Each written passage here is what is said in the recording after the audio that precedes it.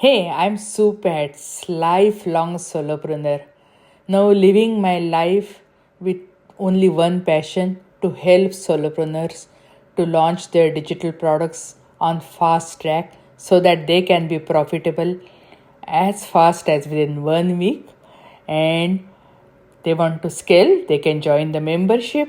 And as a bonus, I show them how they can sell their digital products all over the world using affiliates. Without further delay, let's get started. Welcome, welcome, welcome. Welcome to New Beginning Inspiration for You podcast. And as you know, we serve solopreneurs, entrepreneurs, small business owners, course creators, affiliate marketers, and in various fields. And I have seen that most of these people, when they get started on their business, or they just want to follow their passion, they want to live their dream, they just ignore the legal area. And especially the field which I work in the digital field. So people create digital products, so they need the site. And I say, okay, have the basic protection, like have terms and conditions, have disclaimer. There are some basic things, and those also I see people don't do that, and it is so important. Because yeah, you are starting small, but remember, you are going to have a big business, and you need to protect yourself and your business. And also, it also gives some trust to your prospects that okay, they are working with someone who is legit. Without me going into details of that, let me invite our expert. Yeah, he is helping businesses to take care of their legal side. His name is Matthew Fornaro. Okay, am I spelling it? Am I pronouncing it right? Fornaro. Yes. Okay, hey, okay. I'll just say either Matt or Matthew. Okay, That's fine. so he is expert, and he will answer, yeah, all the questions which are related to legal issues for business owners. So without further delay, let me invite Matthew. The stage is all yours. I want to know how you got started into your business. What is your journey? Sure. Well, good morning. Thank you for having me. Well, I started out as I went to school. I went to obviously college and law school to be an attorney. I always kind of wanted to be an attorney. I started out working, and eventually I worked for two pretty large law firms doing litigation. And that was fine, but I wanted to kind of focus my talents and my abilities and my knowledge on helping small and medium sized businesses. So, about 10 years ago, I decided I had the opportunity to work at an even bigger firm, but I turned it down and I decided to go out on my own. And I wanted to focus on helping small and medium sized businesses and startups, which is what I've been doing for the last 10 years. Yeah, that is amazing. So I just want to ask you, what do you see? What kind of issues do you see small businesses face? Because I work with small businesses and I mentioned some of these issues, but hey, you are working from the legal side, you might be knowing even more. So I just want to know because, yeah, we need to educate people about that. So, what are the common issues these business owners face? Sure. So, as you had said in your intro, a lot of business owners are just eager to get going in business and they don't do the necessary due diligence and planning. So, one of the first things that business owners often don't do is they don't have a written business plan. And that's a necessity because the written business plan tells you how your business is going to run, how you're going to do things, where you're going to get money from, how you're going to pay money, who you're going to deal with, how you're going to grow, how you're going to add people, how you're going to subtract people, things like that. So initially, that's the first thing that needs to be there. Then the next thing is once you pick what kind of business organization you want to have, like a corporation or an LLC, you not only need to register with your local state, but you need to have your governing documents as well.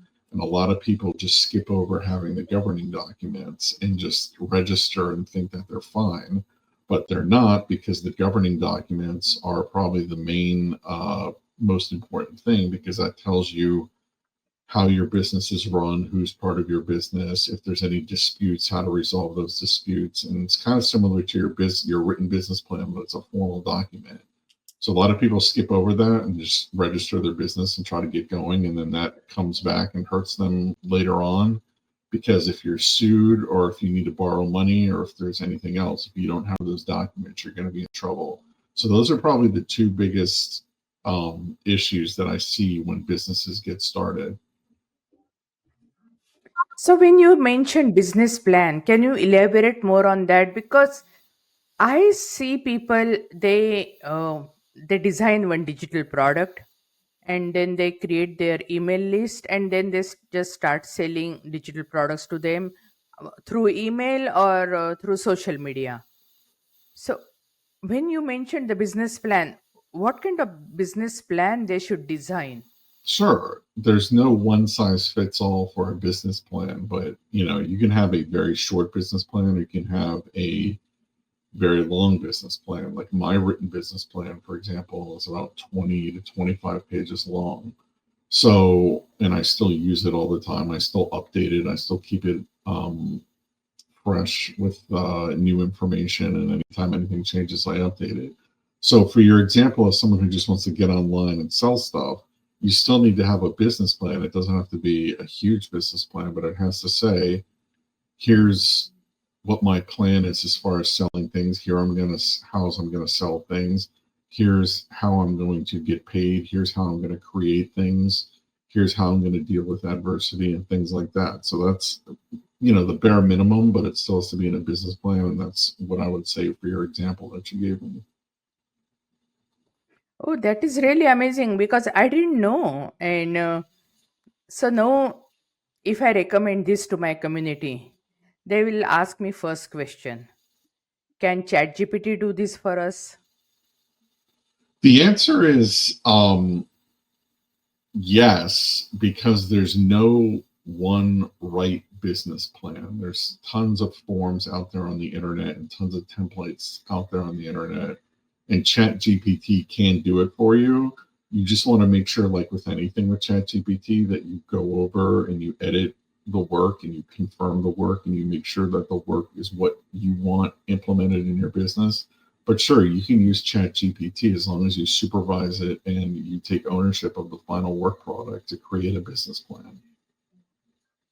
Okay, so basically, they can get it done.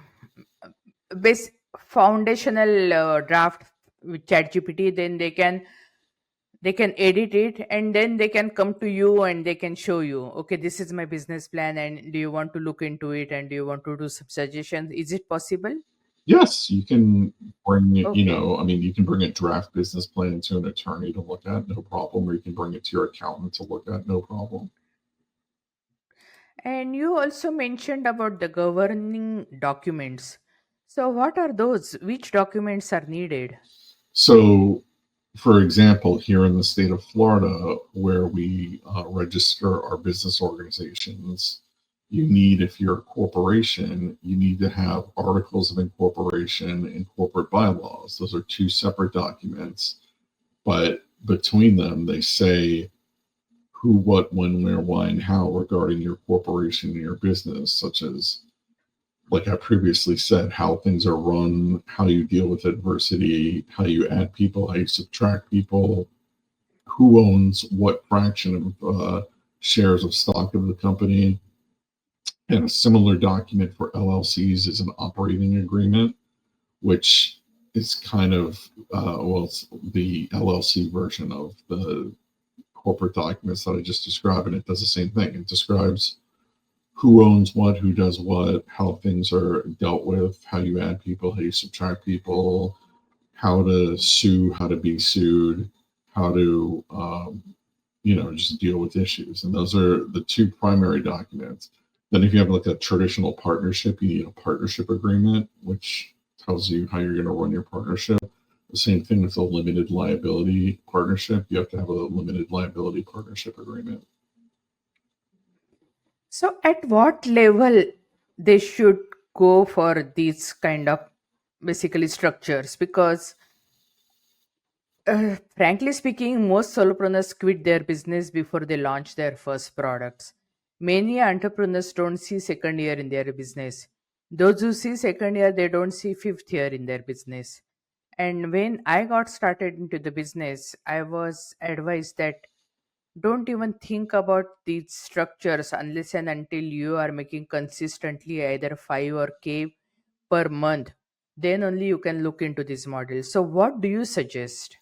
You need to, before you start going into business, you need to define your business with a written business plan, and you need to select your business organization that you're going to use, and you need to implement it before you start your business. Otherwise, you're going to run into trouble down the road. You can always change your business organization down the road if that suits you, but you're going to run into issues if you start doing business as an individual and then later on you change it to being a corporation or an LLC or a partnership. It's going to make things much harder. It's going to make your tax liability much more. So if you can do it at the beginning, that's when you do it. Because I remember I had a placement firm. I placed people for jobs, and I had that company incorporated. And later on, I sold that company and all. But I was being told, why did I go for incorporation? Even LLC would have been better. So, how can someone decide which format to choose? LLC or partnership or incorporation? So, what are the determining factors? Well, it's all totally subjective, which means it's on a case by case basis. I work with, when a client comes to me, I work with their accountant from a money standpoint and from a tax standpoint to help the client select the best business organization that suits them. Because you can have different business organizations for business, but they may not align with your tax goals or with your financial goals. That's why I work with the accountant, go over your information, figure out what your goals are, what your assets are, what you want to do, how you want everything set up, and then we make an educated determination as to what your business organization is. There's no one size that fits all. There's, going through the necessary background and due diligence to figure out which one is best for you. Most of the time, for small businesses, at least here in Florida, um, an S corporation or an LLC is usually what they choose to do, and that's after a deliberative process of how they come up with for them what's the best. But there's no one size fits all. It's got to be on a case by case basis how you decide what to do. So, you help only in Florida or you help even other states? I'm also licensed in DC and I help in other states, but there's certain things that require you to have a local attorney to actually do things in the state that you're located in. Also, I found some challenges with the solopreneurs or entrepreneurs. They create business and it becomes profitable for some of them really well. But when they want to X themselves out of their business, their kids are not interested in pursuing the same dream. And they try to sell the business, but see, for selling, they get advice that you have to have at least $10 million in revenue, then you can sell. So just $1 or $2 million revenue, it is hard to sell. What is your opinion about that? Well, if you want to sell your business, obviously you want to have your governing documents in place that talk about how you sell your business. So that's one thing. And you can sell a business of any size. You don't have to have $10 million in revenue or more. Oh, You can okay. have under $1 million in revenue. There's lots of companies that specialize and focus only in selling businesses that you can contact who will gladly help you sell your business no matter what size. So size shouldn't thwart you from selling your business. You can sell a business of any size. And there's lots of companies out there who will help you sell your business. Okay, that's good to know because, yeah, if many times even people Yeah, solopreneurs sometimes I see they are happy with just a $3 4 million revenue, and for selling you have to push up to 10 million, and yeah, it may not be even their goal, and yeah, they shouldn't suffer. Thank you, that is really good to know. So, how to deal with a lawsuit? Because at initial level, you might have just small things that okay, someone downloaded your digital and they didn't like it. They are asking for refund and all, and you have written the policy. And generally, depending on the financial institute, they decide whether to give refund or not. And it can be small. It can be like a digital products are like $7 to $2,000 like that. So many times solopreneur can absorb that much of loss, but lawsuit can be really major. How can they deal with a lawsuit? Well, if you're sued, obviously the first thing you want to do is take the lawsuit seriously and not dismiss it or put it off or disregard it. So, time is of the essence in any lawsuit. Most lawsuits have a finite amount of time that you can respond to them. Most of the time frame here, at least in federal court in the US and here in the state of Florida, is 20 days. So you need to get moving immediately when you receive a lawsuit. You can't delay or mess around. So my advice is the first thing you do when you get a lawsuit is immediately notify your insurance company and send a copy to your insurance company is the first thing you need to do because your insurance company may defend you and pick up and spend the money on the defense of your lawsuit, and you may not have to come out of pocket any money to defend the lawsuit. So you always want to reach out to your insurance company, no matter what kind of insurance it is. Reach out to your business insurance company, your general liability insurance company, whoever you have insurance with, and present them with a copy of the lawsuit as soon as possible to see if they'll cover it or not. If they'll cover it, then great. You work with them, they'll assign counsel, and you'll deal with defending the lawsuit. If they decline coverage, then you're going to have to hire your own counsel and you're going to have to pay out of pocket to defend the lawsuit, which could be very pricey and very time consuming. So, again, though, there's a limited amount of time to respond. So you have to take it seriously. And like I said, you Seriously. have to send it to the insurance company as soon as possible, get a determination from them. If they pick it up, then they'll defend it and they'll assign counsel and you just work with them. Or if not, then you have to go find your own attorney who's going to defend the lawsuit. And obviously, it's going to cost you money out of pocket to defend the lawsuit. So, what kind of business insurance a small business owner needs? Obviously, one of the things you want to do as a small business owner is you want to consult with not just a general insurance agent, but you want to consult with a commercial insurance agent who deals with businesses, who doesn't dabble with businesses or, sells all kinds of insurance, including businesses. You want someone who focuses on commercial insurance and contact them and ask them what kind of tell them all about your business, show them your governing documents, and find out what, in their opinion, they think the best insurance policy or policies are for you. You may want like an errors and omission policy, depending on if you're doing transactional stuff. You may want a general liability policy. You may want a general business policy. You may want a premises liability policy if you have a location. So go over it with a commercial insurance agent and they'll set you up with the right insurance that you need for your particular business.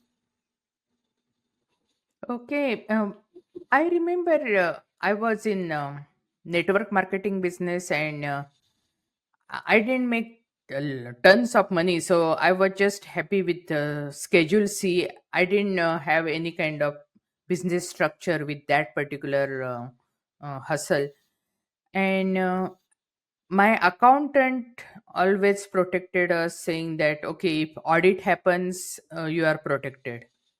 But now my digital business, and it is really going on really well. So of course, just sole proprietorship and all that is not good enough. So I think I should really look into all these details about that.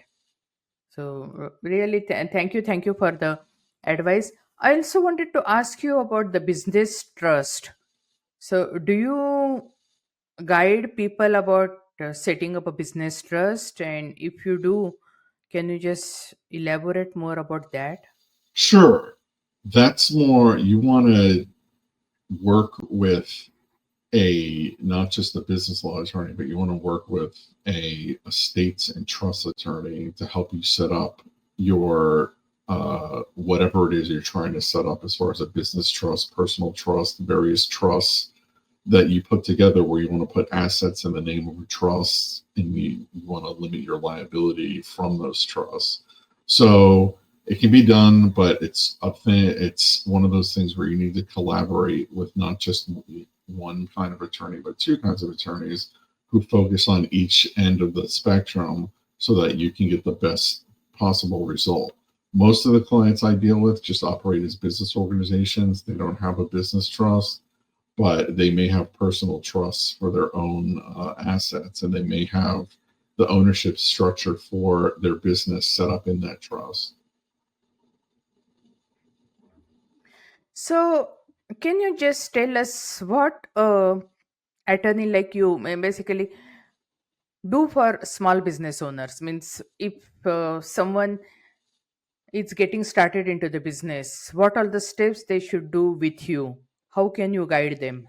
Well, it goes back to what I was saying to begin with. The first thing I do is I have like an exhaustive, uh, meeting, whether it's over Zoom or in person, where we go over what their business is all about, who's involved in their business, what it is they're doing, what their goals are, what their fears are, what they ultimately see happening. And then we put together the written business plan. And then we put together the work with the accountant, or if they don't have one, I'll help them find an accountant, work with coming up with what the business organization is and then the governing documents. And then the way they transact business and do business, will come up with various contracts for them for suppliers and for landlords and various other things. And then we'll have that all set up, ready to go. And then they can focus on doing their business because we focused on the legalities and the formalities of the business. And that's generally what I do from the inception. If a client already has a business and comes to me, I kind of do much of the same thing so that we can redo their business plan or redo their documents if necessary, so that they can just focus on the business aspect and not have to worry about the legal aspect of their business. And then the other big thing I do is I litigate cases. So if they need to sue someone for something, I file the lawsuits. Or if they are sued by someone, if the insurance company doesn't pick up the defense, I defend the lawsuit. So that's generally what I do for the most part for the small and medium sized businesses. No, I live in California. So, can you suggest any trusted attorney here in California? Because somehow, yeah, my husband and I, we are not much comfortable going with, yeah, Yellow Pages or just Craigslist or Angie's List, whoever. We always like to go by referral. So, do you know people in other states you can refer to? Yes, I do. I have a nationwide Okay. network of attorneys and professionals who I either know or I work with who I can recommend. But the best, as you kind of just hinted at a little bit, the best way to find a new professional in any kind of industry is through a referral from a trusted source. Yeah. That's generally always the best way to find the best person you're looking for. If not, I would say look at legitimate online reviews like Google for, Google ratings regarding professionals such as attorneys or accountants. Don't necessarily look at various awards or accolades or other things that they have, because some of those, I don't want to say are illegitimate, but some of those are pay to play, where if you pay the money, you get the award or you get the certification. So Oh, Google, okay. I thought that was only in the movie industry. I didn't know it no, that strategy is over here too. yeah, Oh. it's in the legal industry too. There's some legitimate ones, and there's some, I don't want to say illegitimate ones, but there's somewhere if you pay money, you get the award. So that's why if you can get a referral from a person who you know and trust, that's the best referral. If not, look for something objectively that you can use the metrics for the referral, such as a Google review, where some of them obviously are going to be plants and some of them are going to be, friends and stuff like that. But if you look at a lot of the reviews, if someone has dozens of reviews and they're all 5-star reviews, most of them are probably going to be legitimate, and that's a 5-star candidate attorney. If someone's got a bunch of terrible reviews, obviously, you're going to react accordingly. So, most solopreneurs, whenever they start their business, it's more like a side hustle, and they don't have much money sitting in the bank so that they can invest into their business and get started. They just start it on shoestring budget and they just try to work on it. Most of them, they have full-time job, they try to work just on part-time basis and all. So if they are if they want to foolproof their legal side, how much money they should keep aside to make sure their legal part is done? Means I'm just asking range, I'm not asking exact amount, but what is the lowest side and what is the highest side that they should keep aside so that their business is protected and even they are protected? Well, as part of any business plan, you want to budget money for working with professionals because they're a necessity, not a luxury. So you want to budget in your business plan of having a legal component, and you want to budget having an accounting component, and you want to budget if you're like an internet-based thing, you have to have a web component. So you can there's no one size fits all answer. I mean, obviously, you want to put as much money as is necessary into the budget to cover your legal fees. So, generally speaking, it's going to be, more than hundreds of dollars, but less than tens of thousands of dollars. Oh, okay, that is refreshing. Less than tens of Yeah. thousands of dollars. It is quite refreshing, and I think, yeah, as a Yeah. business owner, For, yeah, I think it should be affordable. Yeah. yeah. And it's a necessity, it's not a luxury, because the more proactively things you do at the startup of your business from a legal standpoint, the less issues you're going to have down the road and have to reactively deal with. No, you are in this business for quite some time, and can you give some testimonials or client case studies without telling their name? Of course, I know you have to provide security to their names and all. I just want people to have some ideas because they came to you, their business and their life was protected. So, can you give us some examples?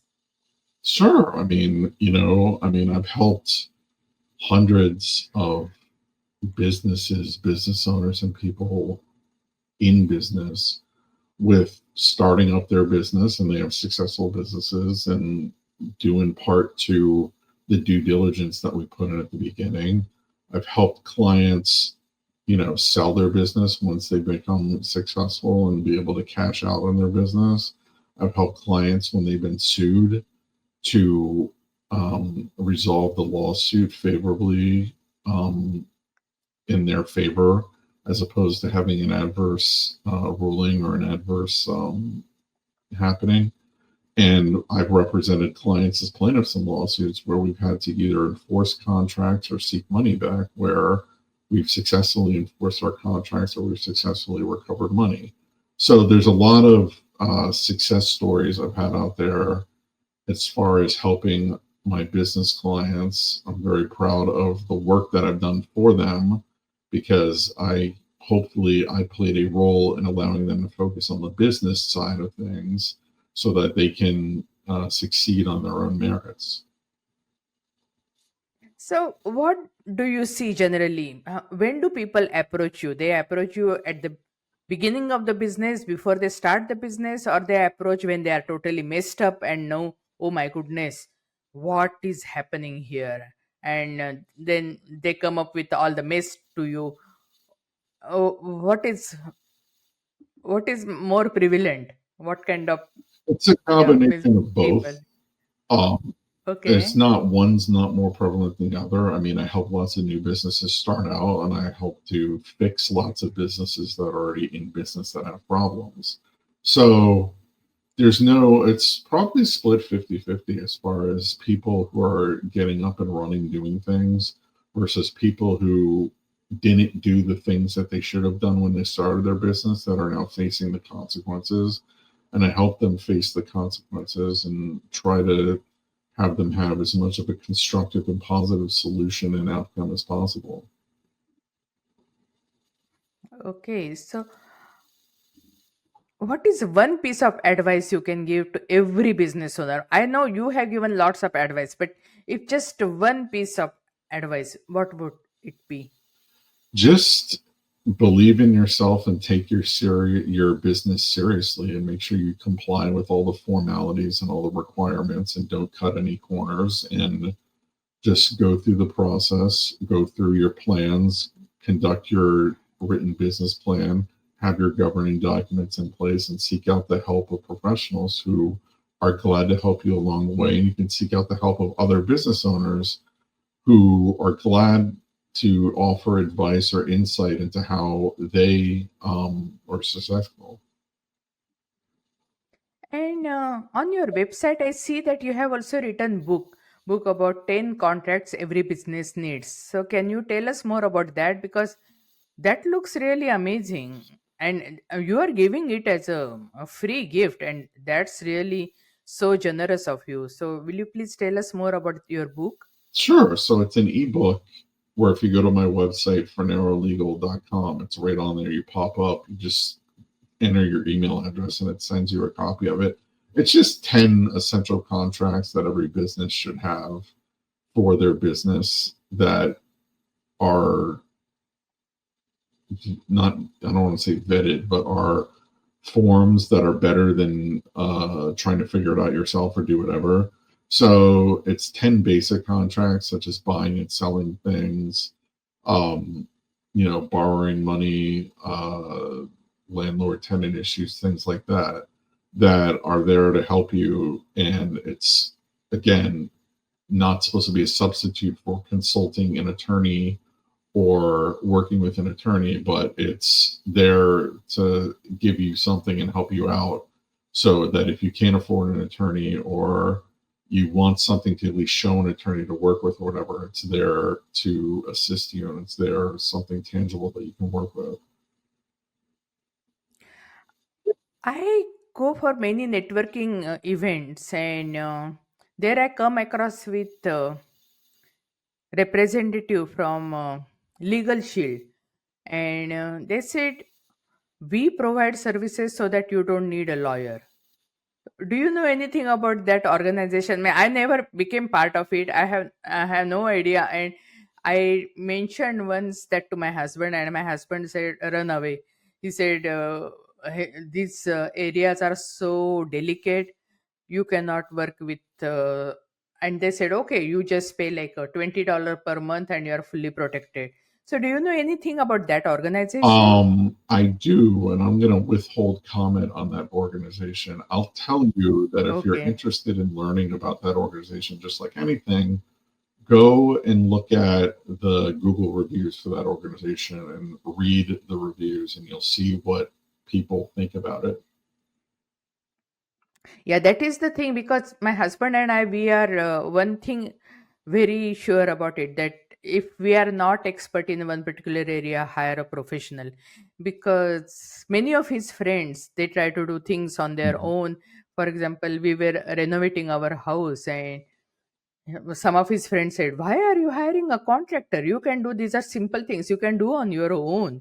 So my husband said, "I would never do that. I'm not expert at that. I would hire, I will pay them, and I want peace of mind. I want security." He's always like that. He always likes peace of mind. He always likes security. So even if we rent a car, he will take every kind of insurance, because he said, I'm here on vacation, I want to enjoy my life, I don't want to penny pinch, I don't want to do anything. So this is how the attitude we have. But we see in our friend circle, they say, why do you want to hire professional? These things you can do on your own. And so thank god we don't have that attitude. And now I am on your website and I see your expertise. There's so many expertise you have. You have business transactions, business formation, business litigation, local counsel, then business resolution, intellectual property, real estate transactions and litigation, and arbitration and mediation services. These are very extensive services you provide. And I want to talk about the intellectual property. So many people now they are creating their content or even assets using AI. So how this intellectual property is really applicable to them, because that is the open source, and how much they can claim as an intellectual property. Well, sure. As part of your business, you want to protect all of your property. And part of that property is intellectual property, which isn't necessarily real or tangible property, but it's things like ideas, marks, slogans, inventions, things like that. So there's, traditional IP law, which covers pretty much everything that you can think of. But now that you have the use of AI, it's a changing, evolving field as far as what you can claim ownership of and what you can't claim ownership of because it was used derivatively through AI. If you put your ideas into the AI and it comes out with better versions of your ideas, then you could claim the rights to the original ideas and derivatives of them. But you can't necessarily claim full rights for anything that the AI just generates out because it's the AI that generated it. So I would say for people with whatever their intellectual property is, whether it's their, computer programs or, a book or something or whatever, you need to make sure that you fully document that you originated the ideas and that the ideas came from you and that all the concepts came from you and that anything that's a derivative of that concept, if that came from AI, it originally traces back to you. Okay. So you have written a book. So I want to ask you, I have written some books, but I haven't published them yet. And I am sending those books to beta readers, and then I'll start the editing process and all. Then I'm going for publishing. So how can I protect myself? Because if I'm giving my books to read and all, so how?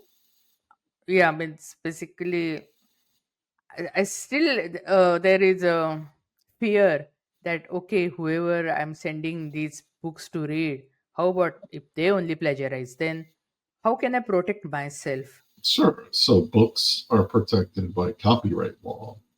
So in the US, the moment you create something, it's automatically copyrighted. You don't need to take any further action.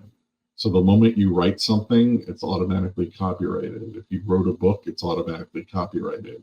However, in order to enforce that, you have to prove that you are the source of the book, you wrote the book, etc.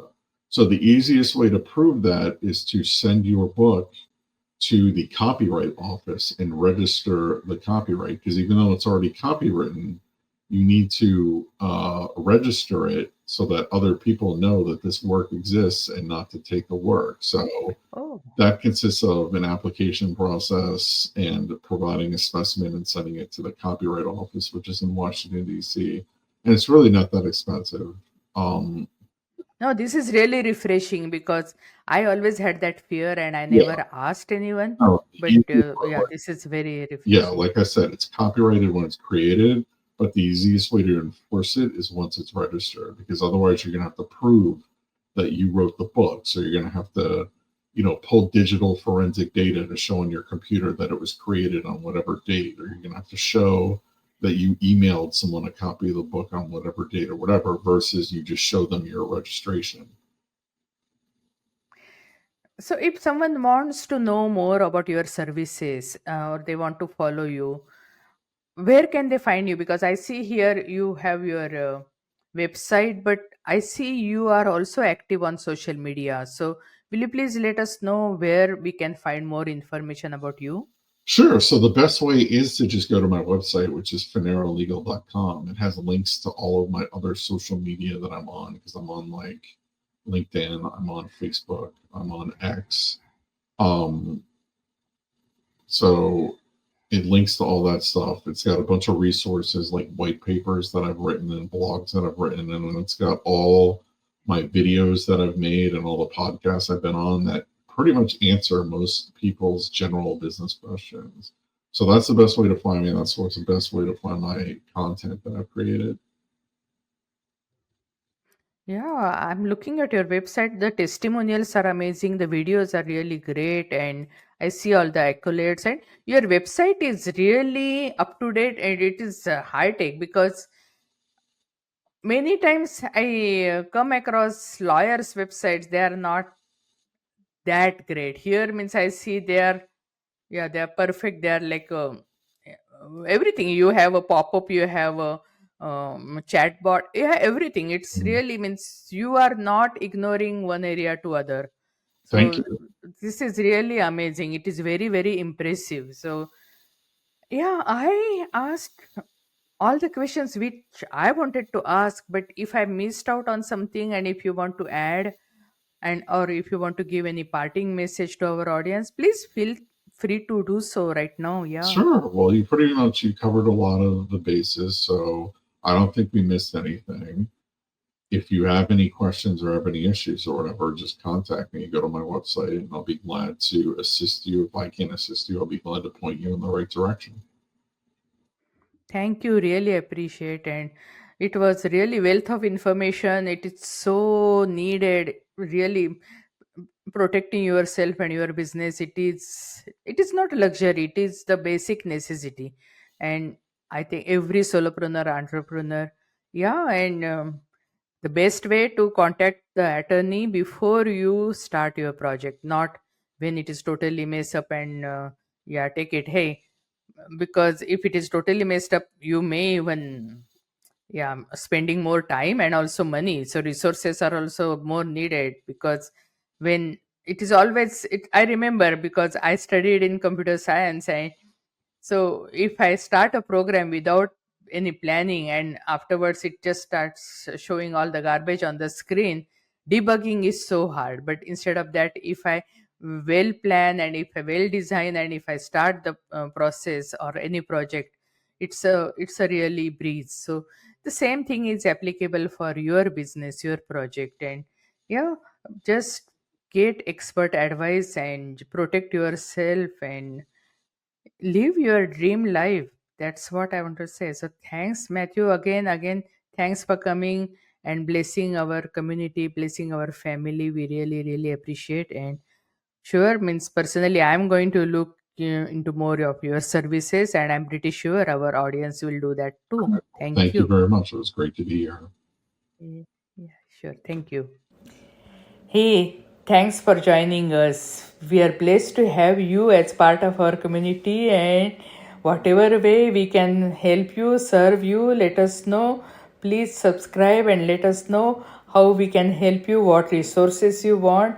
We have lots of free resources and also free collaboration joint venture groups you can join and explode your business, because most solopreneurs quit their business before they launch their first products, and I don't want that to happen to you. And that's why we have special launch service where you can monetize your digitals and become profitable as fast as within 7 days.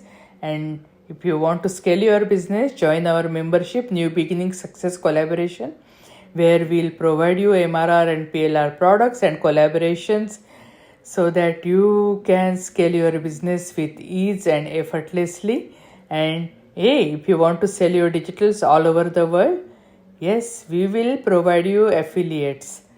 More than 200 countries. So everything is possible. Just live your dream, follow your dream, and whichever way we can help you, do let us know. Thank you and God bless you.